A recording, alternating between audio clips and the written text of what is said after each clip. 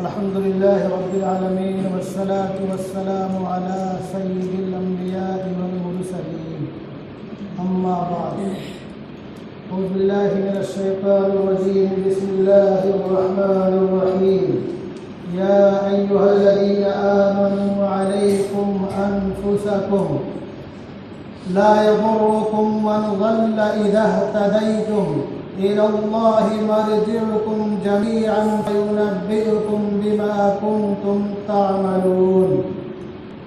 وقال في موضع آخر وإن تطع أكثر من في الأرض يضلوك عن سبيل الله إن يتبعون إلا الظن وإن هم إلا يخرصون. صدق الله العظيم. قال رسول الله صلى الله عليه وسلم إنما النساء شقائق الرجال. رواه أبو داود. وعن أبي بكر الصديق رضي الله تعالى عنه قال إني سمعت رسول الله صلى الله عليه وسلم يقول إن الناس إذا رأوا الظالم فلم يأخذوا على يديه اوشک ان یعمهم اللہ بعقاب منه. رواہ الترمذی. حضرات محترم، کچھ ہفتوں سے مسلسل نوجوانوں کے تعلق سے بات ہو رہی ہے، پھر تعلیم و تعلم کے تعلق سے بھی بات ہوئی، اور میں اسی سلسلے کو آگے بڑھانا چاہتا ہوں. جیسا کہ میں نے گزشتہ جمعہ کو اشارہ کیا تھا کہ مجھے ایک میسیج آیا، بعد میں معلوم پڑا کہ وہ پیغام بہت سے علماء اور مشائخ کے پاس پہنچا. وہ پیغام کیا تھا؟ دختران ملت اسلامیہ کا ارتداد کا شکار ہونا. اس تعلق سے علماء بیداری پیدا کریں. تو حضرات محترم،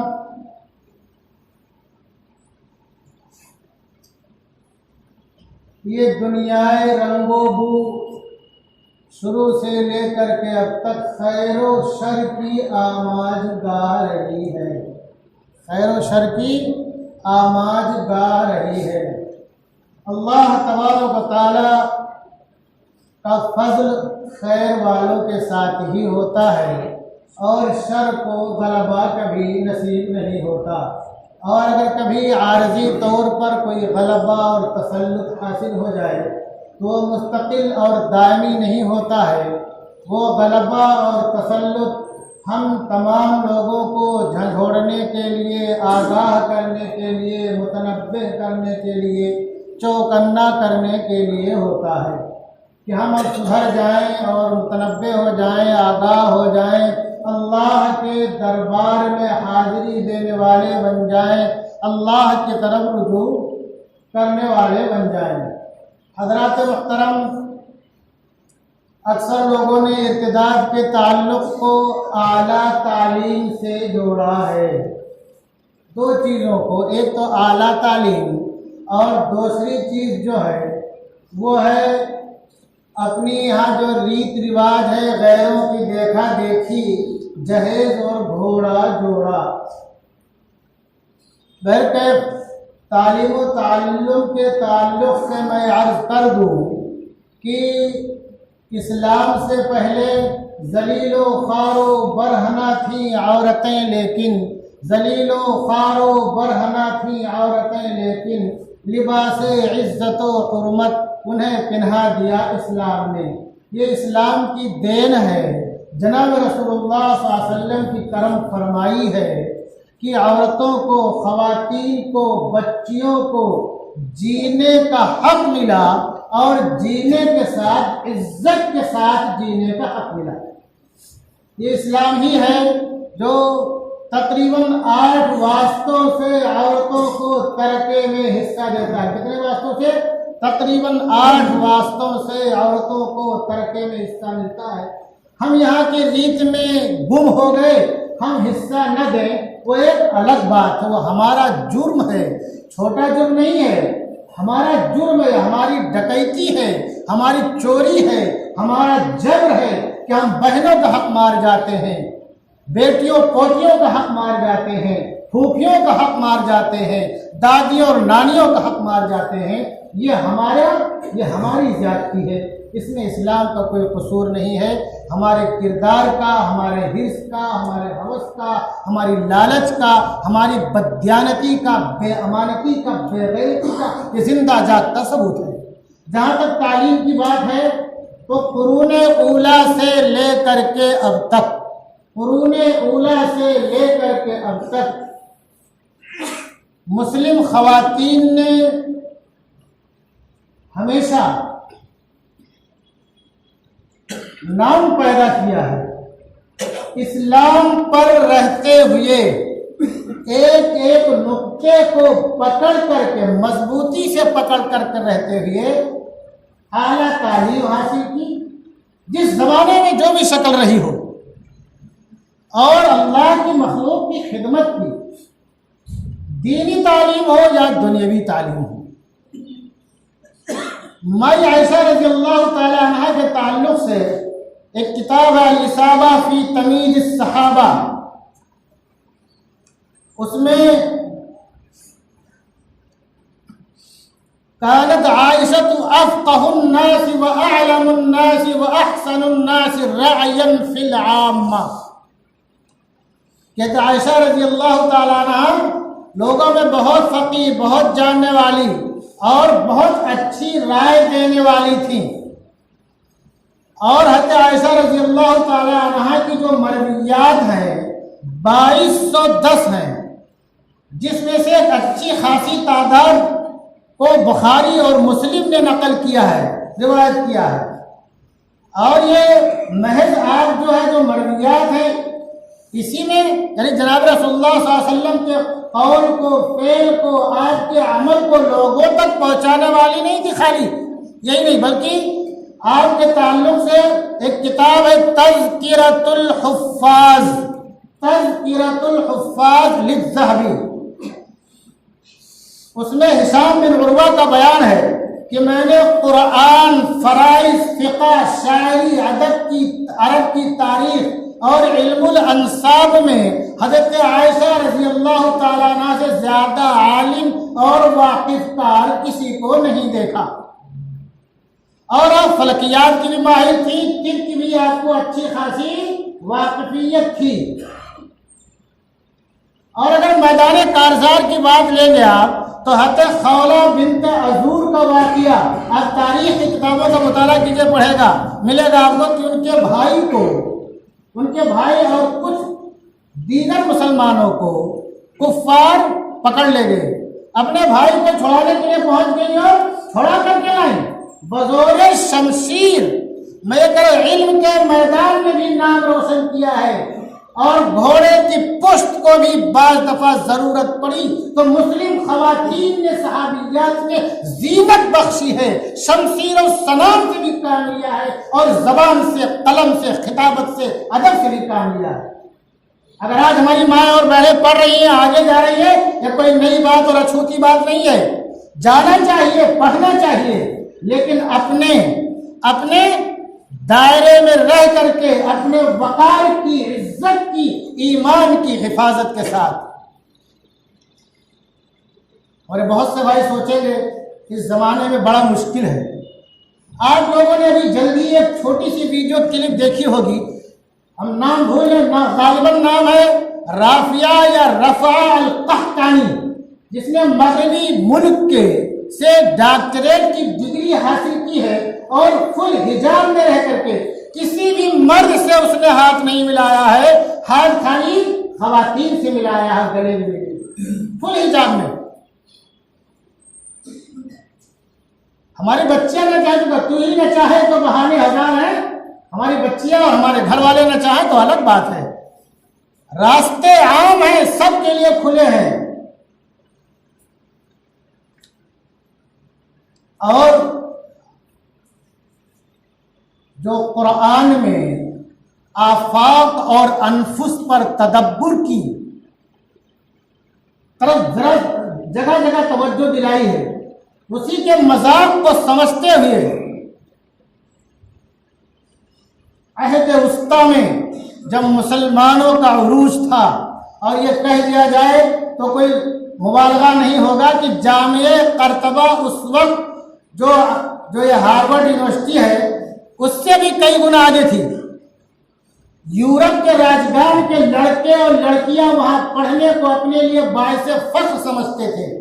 ایک رائٹر لکھتا ہے کہ قرطبہ اور غرناطہ کے سائنس دانوں، ریاضی دانوں، ماہر فلکیات اور کیمیا دانوں میں کئی خواتین کے نام ملتے ہیں۔ اور پھر آگے جگہ لکھتا ہے کہ جو مستقل درس دیتی تھی، جو پروفیسر تھی یا لیکچرار کے زبان میں کہہ لیجیے یا مدرس اور ٹیچر کہہ لیجیے، بعض خواتین اتنی ماہر تھیں کہ ان کے درس یعنی سبق میں طلبہ کی تعداد زائد از 1 لاکھ ہو جایا کرتی تھی، 1 لاکھ سے زائد تعداد ہو جایا کرتی تھی۔ اتنی قابلہ عاقلہ تھی، اتنی علم والی تھی۔ اور ہمارے بہت سے لوگ بولیں گے تو پہلے کی بات ہے، پہلے کی بات ہے، عہد وسطیٰ کی بات ہے۔ میں بھی قریب کی بات بتا دوں، ایک نام اگر آپ سرچ کریں گے، توکل کرمان، توکل کرمان، میں نے کتاب میں واقعہ ان کا پڑھا تھا، لیکن جو ہے ابھی جلدی معلوم پڑا، تفصیل معلوم پڑی۔ میں مختصر اتنا عرض کرنا چاہتا ہوں کہ توکل کرمان نے جو ہے یمن کی تاریخ جو پلٹی ہے اس میں بہت بڑا کردار ادا کیا ہے، اور 2011 میں وہ عرب کی پہلی خاتون تھی کہ جن کو نوبل پرائز دیا گیا۔ اپنے اسلامی شناخت کے ساتھ، کلمہ اور ایمان کے ساتھ فل حجاب میں نوبل پرائز لینے کے لیے وہ اسٹیج پر گئی۔ لوگوں نے اعتراضات کے، انہوں نے اس اعتراض کا جواب دیا کہ انسان پہلے ننگا تھا اور اب تہذیب آ گئی ہے، اب اسلام فل لباس میں انسان پہلے ننگا تھا، بھوکا، چیفے لپیٹتا تھا، پتے لپیٹتا تھا، اور اب جو بات ترقی کی آئی ہے تہذیب و تمدن میں، اب کپڑا پہننے لگا ہے۔ تو میں تہذیب و تمدن یافتہ ہوں، تم لوگ ابھی پرانے زمانے میں جی رہے ہو کہ ننگے تم گھومتے ہو، تمہاری بیٹیاں گھومتی ہیں، تمہاری بہنیں گھومتی ہیں، تمہاری بیویاں گھومتی ہیں۔ توکل کرمان نے کوئی شرم نہیں کیا، کوئی حجاب نہیں کیا بات کرنے میں، ڈنکے کی چوٹ پہ بات کہی ہے۔ اور آپ دیکھیں گے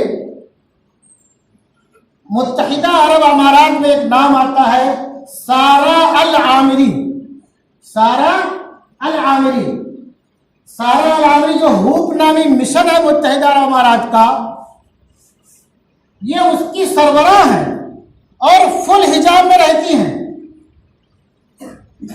بہت اعلیٰ تعلیم یافتہ ہیں، اس کی سربراہ ہے، فل حجاب میں رہتی ہیں، اور ان کا مشن جاپان سے مریخ کی طرف روانہ ہو چکا، میرے خیال سے پہنچ بھی چکا ہوگا، 2021 کی بات ہے۔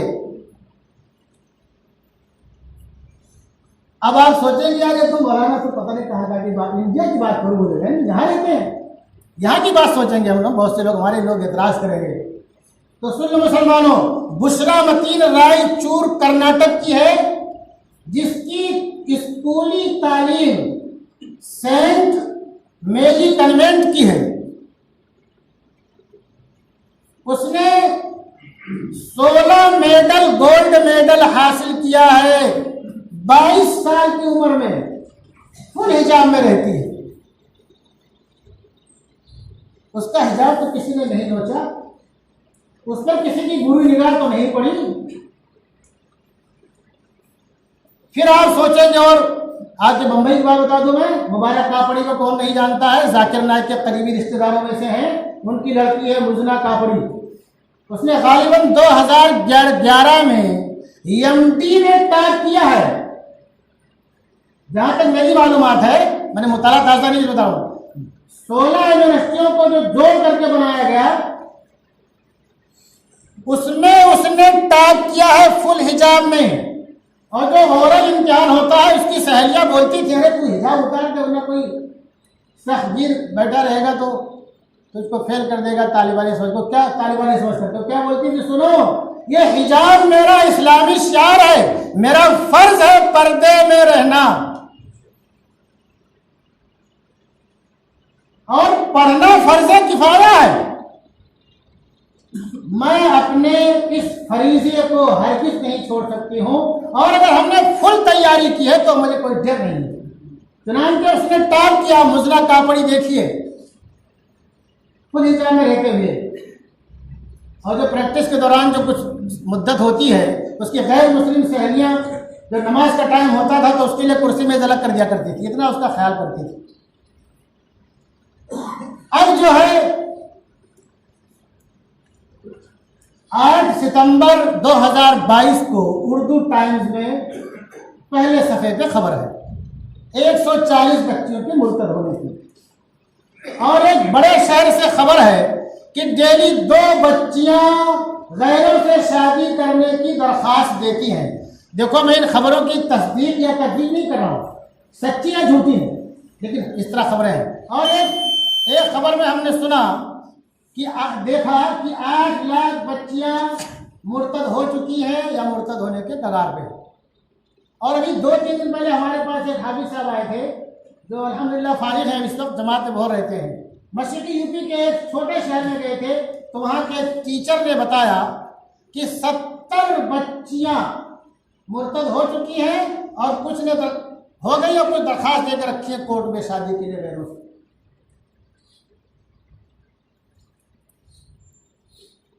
تو مسلمانوں میں خالی یہ کہنا چاہتا ہوں، اللہ تبارک و تعالیٰ نے ارشاد فرمایا یا ایھا الذین آمنوا علیکم انفسکم لا یضرکم من ضل اذا اہتدیتم، اے ایمان والو تمہیں اپنے ذمہ داری کو محسوس کرنا ہے، اپنے کو بچا کے رکھنا ہے۔ لا یضرکم من ضل اذا اہتدیتم، یہ گمراہ لوگ اگر تم راہ پر رہو گے تو تم کو نقصان نہیں پہنچا سکتے ہیں۔ الی اللہ مرجعکم جمیعا، اللہ کی طرف تم سب کو لوٹ کے آنا ہے۔ فینبئکم بما کنتم تعملون، تو جو کچھ تم کرتے ہو اللہ تمہیں اس سے آگاہ کر دے گا۔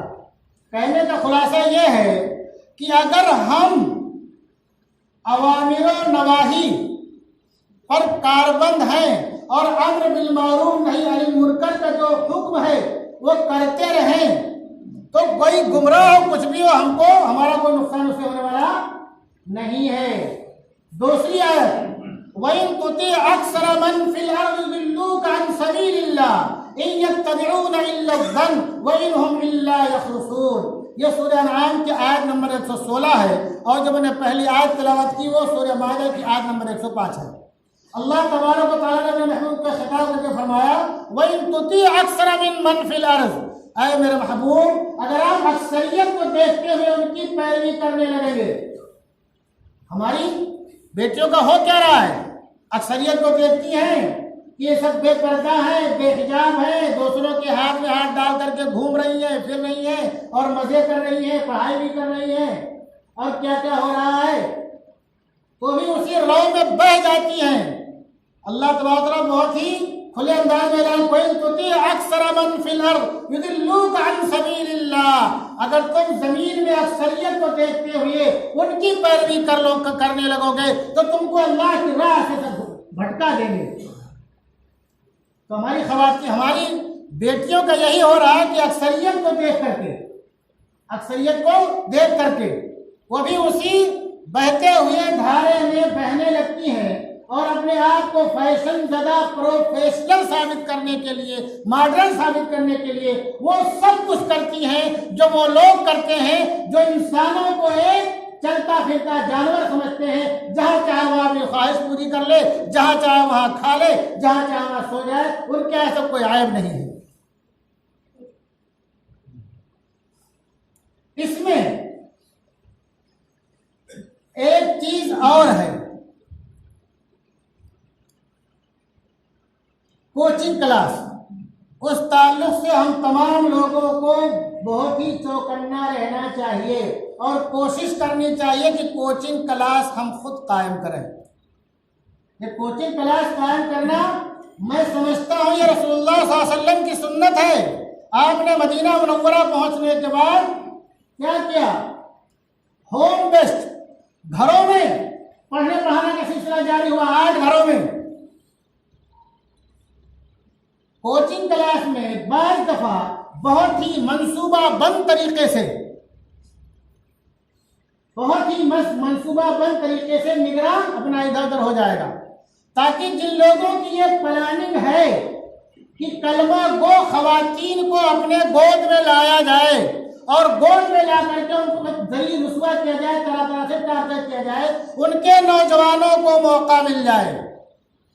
اس لیے آپ کی ذمہ داری ہے اپنے علاقے میں کوچنگ کلاس قائم کرنا، اپنے خرچے سے قائم کرنا، کم فیس رکھنا، اچھی نگرانی رکھنا۔ اور مسلمانوں، اگر تم یہ نہیں کرو گے، سمجھتے ہو ہم تو نمازی ہیں، پرہیزگار ہیں، ہمارا کوئی مسئلہ نہیں ہے، سن لو یہ جو آیت ہے سورہ مائدہ کی 105، اس کے تحت جناب رسول اللہ صلی اللہ علیہ وسلم کا فرمان بخاری میں منقول ہے۔ ہاں، اس کے تحت جو ہے ترمذی میں ہے، جلد نمبر 2 صفحہ نمبر 39 حدیث نمبر 2168۔ حضرت بکر رضی اللہ عنہ راوی فرماتے ہیں انی سمعت رسول اللہ صلی اللہ علیہ وسلم یقول ان الناس اذا رأوا الظالم فلم یاخذوا علی یدیہ، جب لوگ ظالم کو دیکھیں اور اس کا ہاتھ نہ پکڑیں، ظالم ظلم کرنے والا، کیا یہ ظلم نہیں ہے کہ تمہاری بیٹیاں مرتد ہو رہی ہیں، غیروں کی بستر کی زینت بن رہی ہے، اور ایک مدت کے بعد جب ان کا رنگ و روغن ڈھل جاتا ہے تو ان کو لات مار کے دھکے دے کے بھگا دیا جاتا ہے؟ یہ ظلم نہیں ہے؟ اس سے بڑا مسلمانوں کیا ظلم ہو سکتا ہے؟ ان الشرک لظلم عظیم، کہ سب سے بڑا ظلم تو شرک ہے۔ یہ کلمہ گو ہونے کے بعد ہی مرتد ہو گئی، جس کی سزا بہت ہی سخت ہے۔ تو کیا فرمایا آپ نے؟ سنو آگے، ظالم کو نہ روکیں، پھر کیا ہوگا سنو، اوشک ان یعمہم اللہ بعقاب منہ، تو ممکن ہے، ہو سکتا ہے کہ سب اللہ کے عذاب میں مبتلا ہو جائیں، اللہ کی گرفت میں مبتلا ہو جائیں۔ تو یہ ہماری ذمہ داری ہے، ہماری ماں باپ کی ذمہ داری ہے اپنی بچیوں کی نگرانی کرنا، ہماری ذمہ داری ہے اپنے ماحول کو خوشگوار بنانا، ہماری ذمہ داری ہے اپنے علاقے کی بچیوں کو جہاں تک ہو سکے اپنے علاقے ہی میں، اپنے محلے ہی میں تعلیم و تربیت کا انتظام کرنا۔ کالج جانا پڑے گا، یونیورسٹی جانی پڑے گی، لیکن جو تیاری اس کے لیے ہوتی ہے زیادہ وقت، جبھی کوئی ہوتا کیا ہے، بچے کالج میں نام لکھا ہے، پورا ٹائم کوچنگ کلاس میں لگاتے ہیں، وہ کہاں ہوتی ہے تیاری؟ کوچنگ کلاس میں ہوتی ہے۔ تو مرتد ہونے کی سب سے بڑی وجہ کیا ہے؟ غیروں کے نوجوانوں کا رجحانہ دختران اسلام کو طرح طرح سے ہیلے بہانے سے ان کو قریب کرنا، اور کیا کرنا، پھر اپنے آغوش میں لے لینا اور اسلام سے ان کو نکال کر کے پھر مرتد بنا لینا اور بعد میں دھکے مار کے بھگا لینا۔ ایک وجہ یہ۔ دوسری وجہ، ہم لوگوں نے غیروں کی دیکھا دیکھی جہیز کو اپنے شادی بیاہ کا حصہ بنا لیا۔ غیروں کو کیا، ان کا بیٹی گھر سے چلی گئی تو باپ کا دروازہ بند ہمیشہ کے لیے، ایک پیسے کا اس کا حصہ باپ کی پراپرٹی میں نہیں ہے غیروں کے یہاں، اور تمہارے یہاں تقریباً 8 واسطوں سے تمہاری پراپرٹی میں تمہاری بیٹی کا حصہ بنتا ہے، اور قرآن نے بہت کھول کھول کر بیان کر دیا۔ ہم اس پہ عمل نہیں کرتے ہیں، کیا کرتے ہیں؟ بھائی دے دو بھی، جو دینا ہے بعد میں کون پوچھے گا، کیا ہوگا؟ اور لڑکے والے بھی، وہ نطفہ جب بیوی کے رحم میں ٹھہرتا ہے، پھر اس کے اعلیٰ تعلیم تک جتنا بھی خرچ ہوتا ہے، دوا علاج پڑھائی لکھائی، سب لڑکی والوں سے وصول کرنا چاہتے ہیں۔ اس لیے ایک شاعر بولتا ہے، ایک شاعر نے کیا کہا، دیکھی جو گھر کی غربت تو چپکے سے مر گئی، دیکھی جو گھر کی غربت تو چپکے سے مر گئی، ایک بیٹی اپنے باپ پہ احسان کر گئی۔ یہ تمہاری بھارت کی عکاسی کر رہا ہے شاعر۔ میں خود جانتا ہوں ایسی ایسی بیٹیوں کو جن کی عمر 35 سے آگے 40 کے قریب ہو گئی ہے، غربت و افلاس کی وجہ سے شادی نہیں ہو رہی ہے اور کوئی رکاوٹ نہیں ہے۔ اور ایک واقعہ بتا دو بھائی، آپ کی بات پوری سمجھ میں آ جائے گی۔ میر ایک بہت بڑے شاعر گزرے ہیں، انہوں نے بیٹی کی اس کی شادی کے لیے اپنا مکان بیچ دیا اور خوب ڈھیر سارا دیا، اور بیٹی جب اپنے باپ کے اپنے سسرال پہنچی تو اس کا انتقال ہو گیا۔ اب انتقال ہو گیا یا اس کے ساتھ زیادتی ہو گئی، کچھ کہہ پانا مشکل ہے۔ ان کو اطلاع دی گئی تو گئے تو بیٹی کے لاش کے پاس بیٹھ کر کے انہوں نے کیا کہا معلوم ہے؟ اتنا بڑا شاعر اپنا پورا قربان کر چکا ہے بیٹی کے جہیز کے لیے، پھر بھی سسرال پہنچنے کے بعد مر جاتی ہے، اور کیا کہتا ہے؟ اب آیا دھیان اے آرام جاں اس نامرادی میں، اب آیا دھیان اے آرام جاں اس نامرادی میں، کفن دینا تمہیں بھولے تھے ہم اسباب شادی میں۔ شاعر کہہ رہا ہے کہ کاش کہ میں کفن نہیں دے دیا ہوتا تو گھر والوں کو کفن بھی لڑکے والوں کو نہ خریدنا پڑتا میری بیٹی کے لیے۔ یہ ماحول، یہ معاشرہ تمہارا بن چکا ہے غیروں کی دیکھا دیکھی، جبکہ شادی کتنی آسان ہے، نکاح کتنا آسان ہے۔ مسجد نبوی میں روشنی کا انتظام نہیں تھا، حضرت تمیم رضی اللہ تعالیٰ عنہ نے روشنی کا انتظام کر دیا۔ جناب صلی اللہ علیہ وسلم مغرب کے لیے تشریف لا کے دیکھا مسجد روشن ہے، بہت خوش ہوئے۔ آپ نے پوچھا کس نے کیا؟ لوگوں نے حضرت تمیم کو اشارہ کر دیا، آپ نے کو دعائیں دی۔ اور سنو مسلمانوں، یہ جملہ حافظ ابن حجر نے لکھا ہے کہ آگے ایک بات اور آپ نے ارشاد فرمائی، آپ نے کہا آپ اتنا خوش ہوئے، اتنا خوش ہوئے، اگر آپ نے فرمایا، اگر یہ کون لکھتا ہے؟ حافظ ابن حجر لکھتے ہیں، اگر اس وقت میرے یہاں کوئی بیٹی ہوتی تو میں اس سے تمہاری شادی کر دیتا۔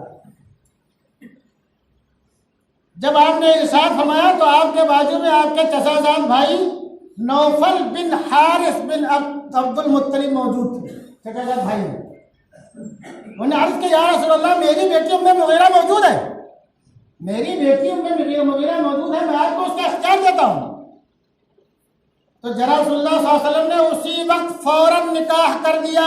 مغرب کی نماز پڑھنا اور ختم ہونے کا انتظار نہیں کیا، مغرب کی نماز کے لیے آپ تشریف لائے تھے۔